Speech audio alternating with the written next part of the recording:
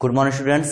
Class 12 में Mendel के नियम में प्रयुक्त होने वाली शब्दावली के विषय में आपको बताया था हमने पिछले वीडियो में, और आज हम आपको बताएंगे जो नया टॉपिक है यह है मेंडल का पहला नियम जो कि इसका नाम है प्रभाविता का नियम, लॉ ऑफ डोमिनेंस। ठीक, तो आज हम इसके विषय में जानेंगे, क्रॉस कराना सीखेंगे। तो आइए चलिए शुरू करते हैं। लेकिन वीडियो शुरू करने से पहले अगर आप हमारे चैनल पर नए हैं तो चैनल को सब्सक्राइब कर लें, बेल आइकन को दबा लें ताकि आपको वीडियो की नोटिफिकेशन मिल सके। तो चलिए शुरू करते हैं। प्रभाविता का नियम, यह नियम पहला नियम है उनका मेंडल का। तो यह नियम एक संकरण क्रॉस पर आधारित है, अर्थात यह नियम एक संकरण क्रॉस मोनोहाइब्रिड क्रॉस पर आधारित है। मैंने आपको बताया था जब इसका चार्ट बनाया था नियम का, तो मैंने बताया था कि इनके जो तीन नियम हैं वो दो चीज़ों पर आधारित हैं, दो प्रयोगों पर आधारित हैं, एक संकरण क्रॉस अर्थात monohybrid cross and dihybrid cross अर्थात द्विसंकरण क्रॉस। तो जो पहले प्रभाविता का नियम और पृथक्करण का नियम जो है वो एक संकरण क्रॉस पर आधारित है। तो यह नियम एक संकरण क्रॉस पर आधारित है। इस नियम के अनुसार जब तुलनात्मक लक्षणों को ध्यान में रखकर क्रॉस कराया जाता है। ठीक, अभी इसके विषय में और पूरा जानेंगे, तो पहले इसमें देख लेते हैं कि इस नियम के अनुसार जब तुलनात्मक लक्षणों को ध्यान में रखकर क्रॉस करा जाता है तो प्रभावी लक्षण अप्रभावी लक्षण को प्रदर्शित नहीं होने देता। मैंने आपको मेंडल की शब्दावली में बताया था कि प्रभावी लक्षण क्या होते हैं और अप्रभावी लक्षण क्या होते हैं। फिर से आपको बता देते हैं कि जो लक्षण अपने आप को प्रथम पीढ़ी में प्रदर्शित कर देते हैं उनको प्रभावी कहते हैं, और जो लक्षण अपने आप को प्रथम पीढ़ी में प्रदर्शित नहीं करते हैं उनको अप्रभावी लक्षण कहते हैं। तो जो प्रभावी लक्षण होता है वो अप्रभावी लक्षण को प्रदर्शित नहीं होने देता है, जिस कारण से इसको प्रभाविता का नियम कहते हैं, क्योंकि इसमें जो प्रभावी होगा उसी का प्रभाव होगा। ठीक, तो जो प्रभावी लक्षण है वो अप्रभावी लक्षण को प्रदर्शित नहीं होने देता है, और कब प्रथम पीढ़ी में प्रदर्शित नहीं होने देता है, जिस कारण से इसको प्रभाविता का नियम कहते हैं। तो ये एक्सपेरिमेंट लिखा हुआ है, प्रयोग लिखा हुआ है, लेकिन प्रयोग लिखने से पहले हम प्रयोग करना सीखेंगे। ठीक, तो सबसे पहले मैंने मान लिया, उदाहरण लिया, जैसे एक लाल पुष्प वाला पौधा है, एक लाल पुष्प वाला पौधा। ठीक, और एक दूसरा क्या लिया, सफेद पुष्प वाला पौधा, सफेद पुष्प वाला पौधा। ठीक, तो ये प्रभावी होता है। कैसा प्रभावी होता है? ये पौधा कैसा होता है? प्रभावी होता है। और ये कैसा होता है? अप्रभावी होता है। ठीक, प्रभावी पौधा होता है और एक अप्रभावी पौधा होता है। अब लाल पुष्प वाला जो प्रभावी पौधा है कैसे प्रभावी होगा हम आपको बताएंगे, क्योंकि ये तो एक्सपेरिमेंट किया जा चुका है, इसलिए सबको पता है। अगर एक्सपेरिमेंट ना किया जा चुका होता तो हमें पहले एक्सपेरिमेंट करना पड़ता, फिर उसके बाद पता चलता। तो जैसे हमें ये लिया हमने उदाहरण, तो इसका लक्षण क्या माने, जैसे लाल पुष्प है तो रेड ले लिया। और जब प्रभावी है तो मैंने आपको नियम शब्दावली में क्या बताया था कि जब प्रभावी होता है तो दोनों इसके लेटर जो होते हैं कैपिटल होते हैं, बड़े होते हैं। और इसका उल्टा, जैसे यहाँ पर व्हाइट है, सफेद है, तो इसमें जो है व्हाइट डब्ल्यू नहीं लेंगे बल्कि इसी का ही स्मॉल लेटर लेंगे। ये है क्या? ये है जीन्स, ये है जीन्स।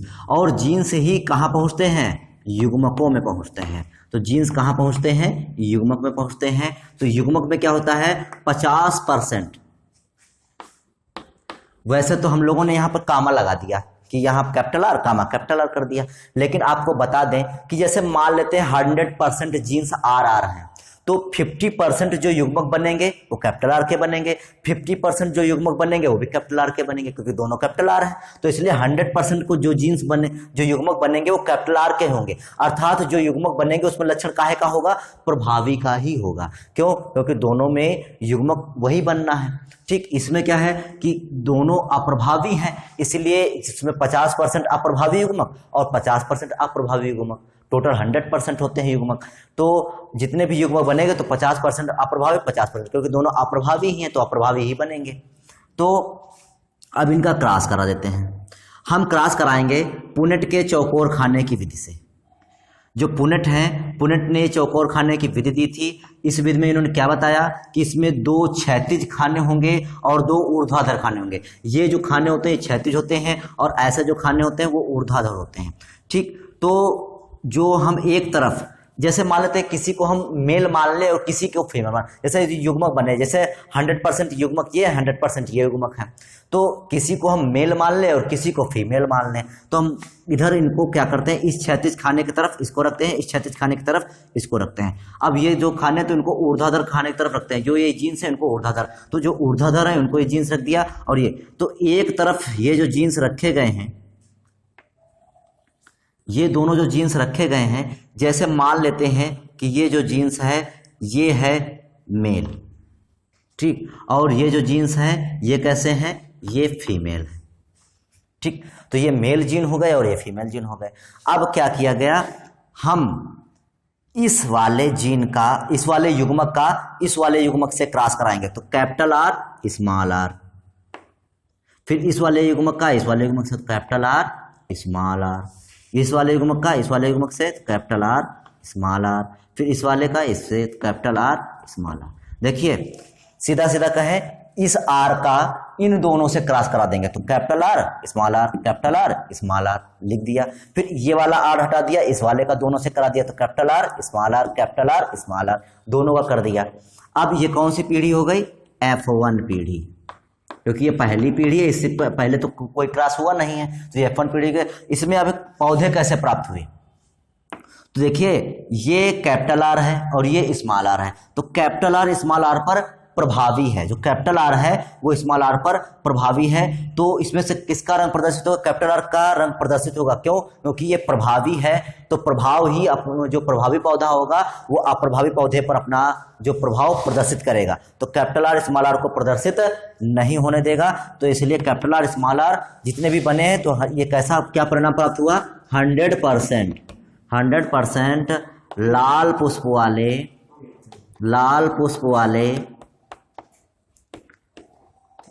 वाले संकर पौधे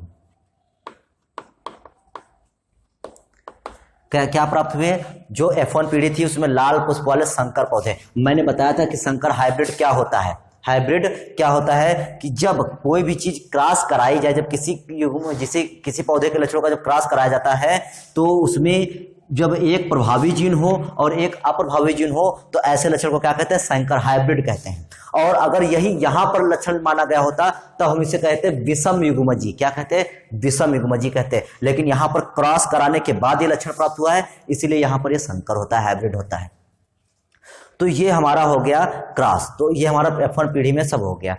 अब इसको एक्सपेरिमेंटली लेते हैं, जैसे मान ले तो क्रॉस करा लिया, लेकिन आप इसको समझेंगे कैसे, ये तो एक्सपेरिमेंट है, ये एक्सपेरिमेंट किया जाना चाहिए। जैसे आपको 2 बीज दिए गए, एक बीज ऐसा दिया गया, एक बीज को जब बोएंगे तो उसमें जब फूल निकलेंगे तो कैसे फूल निकलेंगे, लाल पुष्प वाले फूल निकलेंगे, और एक जब पौधा, एक बीज ऐसा दिया गया, जब उसको बोएंगे, जब वो बड़ा होगा तो उसमें कैसे फूल निकलेंगे, सफेद फूल निकलेंगे। जैसे मान लेते हैं ये एक लाल पुष्प वाला पौधा है और एक सफेद पुष्प वाला है, ये लाल पुष्प वाला है और इस पर लाल पुष्प लगेंगे और इस पर क्या लगेंगे, इस पर सफेद पुष्प लगेंगे, ठीक। अब क्या हुआ, इस लाल पुष्प वाले, जैसे यहां पर क्या बने, परागकण बने, जब यहां के परागकण हमने इस पर डाल दिए तो ये क्या हो गया, संकरण हो गया, क्रॉस हो गया, ठीक। ये परागकण इस पर जब डाल दिया गया तो क्रॉस हो गया, तो इससे अब क्या होगा, इस पौधे के क्रॉस करने के बाद इससे बीज प्राप्त होंगे, इससे क्या प्राप्त होंगे, बीज प्राप्त होंगे। और जैसे मान लो कितने बीज प्राप्त हुए, मेरे को 4 बीज प्राप्त हुए, ठीक। जब लाल पुष्प वाले पौधे का और सफेद पुष्प वाले का जब क्रॉस कराया गया, क्रॉस का मतलब होता है निषेचन, फर्टिलाइजेशन, अर्थात परागकण का परागण कराकर जो है सफेद पुष्प पर डाल दिए गए, या सफेद पुष्प के परागण उठाकर लाल पुष्प पर डाल दिए, लाल पुष्प वाले पौधे पर डाल दिए गए, तो क्या होगा, इससे हमें बीज प्राप्त होंगे, निषेचन के बाद क्या प्राप्त होंगे, बीज प्राप्त होंगे। और जब इन बीजों को बोया गया, जैसे मान लेते 4 बीज ये प्राप्त हुए, जब इन बीजों को बोया गया तो सभी प्रकार के जितने भी बीज थे उसमें कैसे पुष्प प्राप्त हुए, हमें लाल पुष्प वाले पौधे प्राप्त हुए। लेकिन ये संकर है, हाइब्रिड है, ये कैसे पता चला, तो जब बीजों का जब अध्ययन किया गया, जब उनके पुष्प का अध्ययन, उनकी कोशिकाओं का अध्ययन किया गया, तो उसमें देखा गया कि उन बीजों में या उस पुष्प की कोशिकाओं में जो गुणसूत्र थे, वो एक गुणसूत्र कैपिटल आर का था, मतलब एक प्रभावी का था, और एक अप्रभावी का लक्षण था। तो जब उनका अध्ययन किया गया तो पता चला कि एक प्रभावी लक्षण का था जीन और एक अप्रभावी लक्षण जीन था। तो ऐसे ही बता दिया गया कि ये जो बीज प्राप्त हुए हैं तो ये कैसे प्राप्त हुए हैं, ये संकर पौधे हुए, संकर पौधे के बीज प्राप्त हुए हैं। तो ये ऐसे क्या करते हैं, इसको हाइब्रिड बोलते हैं। ठीक, तो यही था हमारा प्रभाविता का नियम। तो यही क्रॉस के आधार पर बताया गया है कि यह नियम एक संकर क्रॉस पर आधारित है। एक संकर क्रॉस क्यों? क्योंकि मैंने यहाँ पर पौधे का केवल एक लक्षण आधार माना है, जैसे लाल पुष्प इसमें और सफेद पुष्प इसमें, तो केवल एक लक्षण आधार माना है। तो वही कह रहा है कि यह नियम एक संकर क्रॉस पर आधारित है। इस नियम के अनुसार जब पौधे के दो तुलनात्मक लक्षणों को ध्यान में रखकर क्रॉस कराया जाता है, पौधे के दो तुलनात्मक लक्षणों को ध्यान, देखिए 1 और 2, तो जब पौधे के तुलनात्मक लक्षणों को ध्यान में रखकर क्रॉस कराया जाता है तो प्रभावी लक्षण, कौन? ये लक्षण अप्रभावी लक्षण को प्रदर्शित नहीं होने देता। यहां पर कहीं पर भी सफेद फूल नहीं निकला है, तो इससे यह सिद्ध हो गया कि जो प्रभावी लक्षण है वो अप्रभावी लक्षण को प्रदर्शित नहीं होने देता है। इसी कारण से इसको प्रभाविता का नियम कहते हैं। एग्जाम्पल देख लेते हैं। यह एग्जाम्पल लिखना है कि जब लाल पुष्प वाले पौधे का, प्रभावी पौधे का, सफेद पुष्प वाले अप्रभावी पौधे से क्या कराते हैं? क्रॉस कराते हैं। तो F1 पीढ़ी में सभी लाल पुष्प वाले संकर पौधे प्राप्त होते हैं। यही उदाहरण लिखा हुआ है, पूरा एक एक लाइन यही लिखी हुई है। तो आप क्रॉस कराना सीख गए तो आपको एग्जाम्पल लिखने में कोई दिक्कत नहीं होगी। तो उम्मीद है कि आपको प्रभाविता का नियम समझ में आया होगा। कल हम आपको जो नेक्स्ट वीडियो बताएंगे तो उसमें हम पृथक्करण का नियम बताएंगे, लॉ ऑफ सेग्रीगेशन बताएंगे। तो आज के लिए बस इतना ही। तो तब तक के लिए धन्यवाद, थैंक यू।